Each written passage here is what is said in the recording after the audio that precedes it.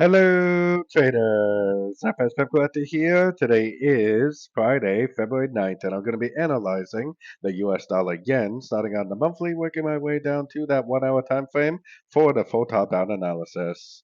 So on the US dollar yen, I still think this is going to go up and take out these previous highs. I still think this is all part of an uptrend, and especially because we are still making higher highs and higher lows. I definitely don't see any lower highs. I definitely don't really see any reason to think this uptrend is over. That's very important information, so let's keep it in mind as we go down to the weekly. On the weekly, I actually think this move down was just a correction to the move up. It never broke any structure to the downside. It's actually still making higher highs, higher lows. I personally think there's a very good likelihood this is going to keep on going up at least at 100% Fibonacci extension of the previous wave projected off the end of the previous correction to finish off this move to the upside. So let's take it down to the daily time frame. Daily time frame, I see that we are sitting at the 78% Fibonacci retracement of this last move down. Now that probably is going to be an area of resistance. Now we just have to observe it to see if it goes down and breaks structure, because if it does do that, then that's very, very significant, because that probably would tell us that this is an A, a B, and a C of wave B, and that this is an A, and at that point I would say, yeah, I'm definitely going to start looking for shorts, because it's going to go down and make an A, B, C correction.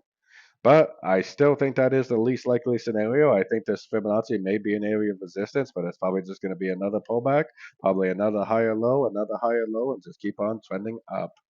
So taking it down to the 4 hour time frame, we definitely have a 1, 2, 3, 4, 5 shape right here. So I do think that it is going to go down and break structure.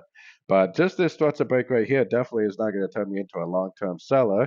I mean, you could definitely look for short at the end of the first correction to the move down, but I would definitely primarily be looking for long still at the end of the A, B, C correction.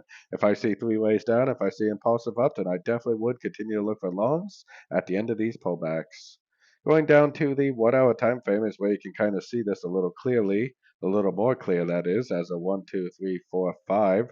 Probably is pretty likely that it is going to go down and break structure.